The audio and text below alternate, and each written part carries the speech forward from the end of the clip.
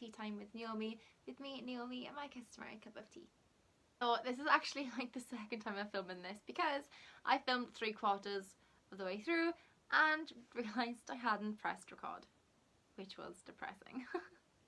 Okay, so anyway, let's get started with my March wrap up.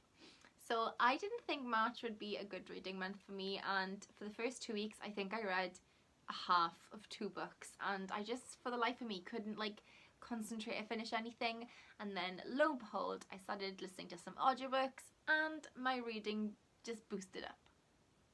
So without any more delays, let's get on with my wrap up. So the first book I finished in March was The Darkest Part of the Forest by Holly Black. Now I really enjoyed this book. It is about the siblings Ben and Hazel along with their best friend Jack and a fairy prince called Severin. Now Severin does appear in The Cruel Prince, which is why I wanted to read this book so badly, as it helps give you some backstory, and I think it just like enriches the reading experience of The Cruel Prince. So basically Hazel, Ben and Jack live in the city or village of Fairfold, which borders on a fairy inhabited forest. And at the edge of this forest, where kids go to party and get drunk and hang out, is a glass coffin with a prince fay inside. And that prince is Severin, and he has been there for centuries upon centuries, never waking, never stirring, until one day the glass coffin is broken and the prince is nowhere to be seen. And that's pretty much the premise of the story. I really enjoyed this story. I really enjoyed the sibling relationship. I'm quite close to my brother, so I really liked how a lot of the story focused on Ben and Hazel. And yeah, I just adored the LGBTQ plus representation as well. That was like a bonus for me.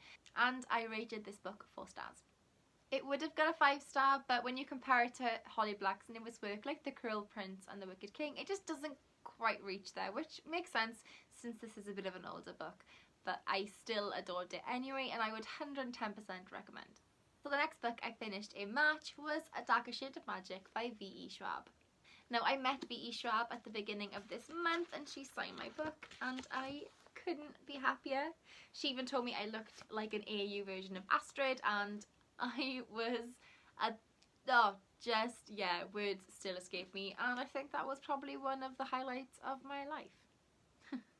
So this is the story of Kel and Delilah as they navigate the various Londons. In this world, I can't say that 'cause it's more than one world. So in this book there are 4 Londons. There is the Grey London, which is Victorian, our London I guess. There is Red London, which is magical. There is White London, which is cruel and barren and devoid of nearly any magic. And then there is Black London, which fell like centuries ago. We follow Kel, who is the last one of the only 2 travellers left who are special blood magicians. I think they're called Ansari, who can travel between the worlds via doorways they can create. I really enjoyed Kel. I thought he was ridiculously interesting. He is detached from the story in a very interesting way. So while we see most of the story through him, he's quite detached from so many things, and I think this probably stems from trauma, but 𝚑𝚑𝚘𝚘𝚘 has written it in a very interesting way, and I hope we get more backstory on him in later books, and I hope that we kind of see him allowing himself to get close to people and to feel things. I also really enjoyed Delilah Bad. She frustrated me sometimes, but I think that's because we are quite different people and I couldn't always relate to her, but that's fine. I'm okay with that because I still really adored her, and even though sometimes I was like, Delilah, like, Lila, stop, what are you doing? I still really like her, and I can't wait to read more of her in the sequel. So I rated this book a 4-star, and yeah, it was really good. I'm very happy with this book. There's so many people recommended this book, and I'm so glad I picked it up. And also, can we just appreciate how cool this cover looks? Like, and I low-key have like the biggest crush on Kel. He's just the coolest character ever. I also really liked Holland's character. He was really interesting, and I loved the bit of a pun, like the Astrid and what's his name? Her brother, anyway, between like the Dane siblings and Holland. Like, I thought that was quite funny. Anyway. So the next book I read was Every Heart a Doorway by Seanan Maguire, and I listened to this on audiobook and I adored this story. So the premise of this story is that there are doorways that certain people find appearing to them, and these doors lead to worlds that are very tailored to their souls, and it's almost exactly what that person needs and where they more inherently belong. This usually happens to children, and what happens is a lot of children tend to come back, whether they want to tell their parents, you know, I'm going away, I won't be coming back, or they need to fix something before they remain there permanently, or they are sent back for various other reasons, but they cannot find their door again, as these doors only usually appear once.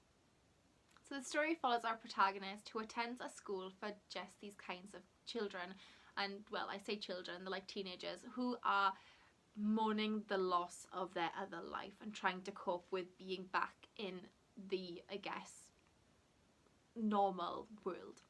I adored all the characters in this story, and just learning about the worlds that they all went through and where their doors led them, because each one was so different and so rich, and just something, and some of them were just worlds I wouldn't have even considered or wouldn't have thought of writing, which is why I love this book so much.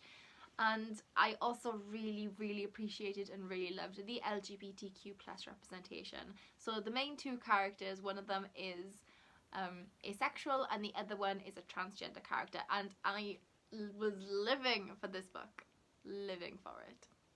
I think all in all though, my favourite character has to be Jack. She's ridiculously interesting, and the world she came from was very gothic and just very Frankenstein, Dr. Jekyll and Mr. Hyde, Dracula, Wuthering Heights-esque, you know, very gothic, which is what I absolutely love, especially since I studied Gothic literature in university, so I really appreciated when she was like talking about her world and was describing it to us. I gave this a 4 stars, and I actually can't wait to listen to the second story, and I believe that centres around Jack and Jill, who are twins, and it talks about how they find their doors and how the twins find 2 very different places in this one world. The next book I read was actually a graphic novel, and that was Volume 1 of Fence by C.S. Pascat and the other illustrators. I really enjoyed this. So I'm not a huge sporty person, and I've never really particularly taken much interest in fencing, but it was really interesting to read and to kind of learn all about that sport. So this story follows Nicholas Cox, who wants to be a top fencer, and about him going to competitions and not quite being able to meet the mark. The other protagonist in this book is Seiji, who becomes Nicholas Cox's kind of like a self-appointed adversary, and I just really enjoyed their dynamic, and the story follows them both as they kind of try out to be on their, I think is it high school or university team, and how they both just want to be the best. So I only rated this 3-star, and I think this is because my romantic heart just wanted to see a little bit more chemistry between them. I know it's like way too early for that to happen, but yeah, my romantic heart was like, oh, Nick, Seiji, come on guys, just, you know, just get on with it. So yeah, this, as you can tell, this obviously is a romance, I'm pretty sure anyway, and yeah, I'm ridiculously excited to read more. I think I'm going to wait a while before heading into volume 2 and 3, if 3's out, I'm not sure, because I do know there is kind of like a waiting spell between the two, and I just, yeah, I don't want to like binge it now and then be like months waiting, because that would just make me really sad. So the next book I read was my first ever Sarah J Maas book, and that was A Court of Thorns and Roses. So since Maas is like one of the top booktuber, I don't know, must reads, I was like, I really should try one of her series. And since somebody told me that A Court of Thorns and Roses is very Beauty and the Beast-esque and also has a lot of Hades and Persephone vibes, I was like, yes, reading the series. I quite enjoyed it. I gave it a 3 stars. Let me just double check. Yeah, I gave this a 3 stars for a couple of reasons. I did enjoy it, but I did feel 1 or 2 of the characters probably could have been elevated. For example, Tamlin. So I really liked Tamlin, but as I was coming towards the end of the book, I realised that if you removed that beastly magical element from him, he would be quite boring. Whereas characters like Rhysand and Lucien are interesting on their own, and their magical qualities only add to the, you know, intrigue of their character. So for that reason, I felt that Tamlin was almost like a second thought. He felt very underdeveloped in comparison to Lucien and Rhysand, but maybe that's just, I think it's quite hard to write characters like Tamlin sometimes, and maybe Mass just wasn't sure how to do it, or maybe that was the intention. Maybe this was her intention all along. But the story revolves around 𝚑𝚎𝚘, a young human woman who finds herself in the spring court of 𝚑𝚎𝚘𝚗 beyond the wall, and is living with the High Lord of the Spring Court, 𝚑𝚘𝚗, and his friend Lucian. And that's pretty much the story. There's a lot of Welsh influence in it, which made me really happy, like the word 𝚑𝚎𝚘𝚗 and 𝚑𝚘𝚗𝚘, and I was like, yes, because as a Welsh speaker, I just love when I can like pick up on little things like that. It just makes me feel all warm and fuzzy inside. So yeah, I actually ended up buying the second book in this series because, yeah, I've heard a lot of good things of the second book. Seeing as I did quite enjoy the first one, it was very much it was more of an indulgent read.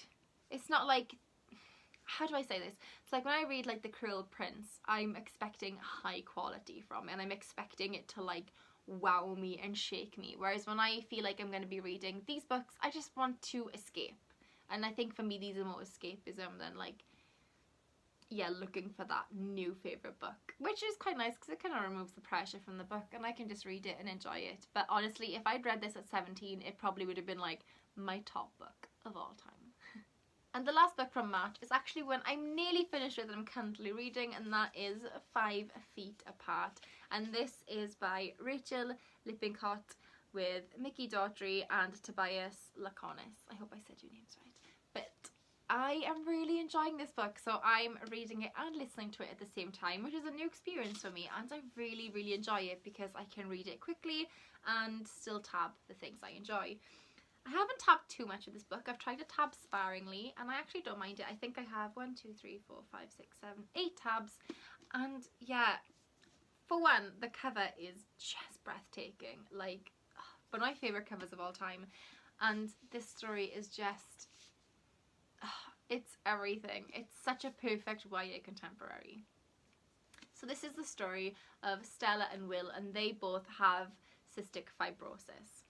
And I've learned so much about cystic fibrosis reading this story. So throughout this book you learn that people with CF, as they are referred to in the book, cannot get closer than 5 or 6 feet. And I just didn't realise this because obviously if they do get closer, there's a risk of contaminating the other or giving them an infection which could ruin their lungs and give them a really dangerous infection, which is also known, I think, as 𝚑𝚎𝚘𝚗𝚝, which ultimately would remove you from the lung transplant list, meaning that, you know, you can pretty much kiss healthy lungs goodbye. And I did not know that. I knew next to nothing about cystic fibrosis, and I'm quite appalled that I didn't know any of this. So for me, this book is a really important read because I feel like I'm learning a lot, and I think that's really important. And I like to know things, especially like things that affect people in their day-to-day life. And yeah, I just love this book. And I like they have 2 voices in the audiobook, one for Stella and one for Will, since the story is told from both perspectives. And so far I think this is a 4-star read. Maybe it'll be a 5-star. Who knows?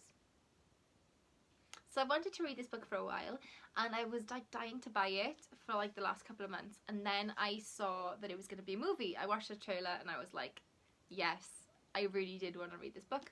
So I picked it up back when I was in Canada, and now I'm finally getting to it, and I'm definitely going to be finishing this really soon, and I just really am enjoying it.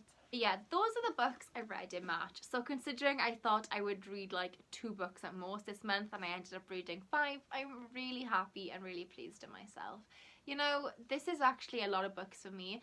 Over the years, my reading has increased, and I've gone from reading like 5 books a year to reading, I think I read 38 last year, which is amazing, and I've already read about 15 to 16 books, which is blowing my mind, you know.